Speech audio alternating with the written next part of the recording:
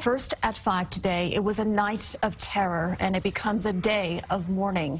Crowds gather in Manchester, England to remember those who lost their lives when a suicide bomber struck outside an Ariana Grande concert. The growing list of victims is truly heartbreaking. The youngest, an 8-year-old girl, Safi Roussos, described as a beautiful little girl in every aspect of the word. In all, 22 people died in this terror attack, and another 59 are hurt. ISIS has claimed responsibility, and a 22-year-old bombing suspect has been identified. Let's get the latest now. CBS 2's Tina Kraus live in Manchester tonight with more. Tina. Maurice and Christine, good evening. This device was described as homemade and crude. Its effect devastating on this close-knit community. Thousands of people attended a vigil in Manchester's Albert Square this evening, honoring the victims of last night's terror attack. We will pull through the events of last night because we will stand together, because love in the end is always stronger than hate.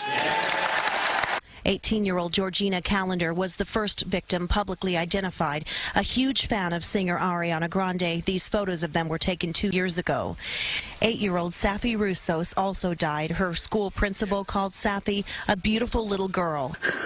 Charlotte Campbell still hadn't located her 15-year-old daughter Olivia. I love her so much, and I want a home. I need a home. She's my baby. Olivia was said to be last seen with a friend who was injured and taken to a hospital. Officials say 59 victims were hospitalized, some reportedly paralyzed by shrapnel. Once we exited the door, there was blood across the floor. Inside the Manchester Arena, it was said to be total chaos. Everybody's pushing, everybody's shoving. It's me! Come on!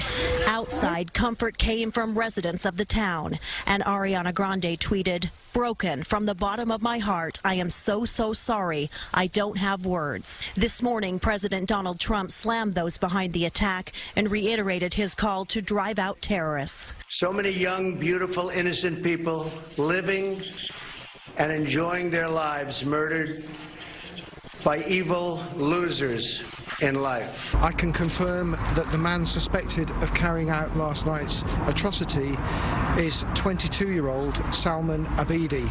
This afternoon, Manchester's chief constable said police are trying to establish if Abedi was acting alone or working as part of a wider network. ISIS did claim responsibility for the attack, hailing the bomber. Several other cities across Britain tonight held ceremonies of solidarity. The Queen issued a statement expressing her admiration for the way that the people of Manchester handled what she called an act of barbarity. Christine, Maurice? Tina, you mentioned a mother that was looking for her daughter in your report. Have all of the victims been identified?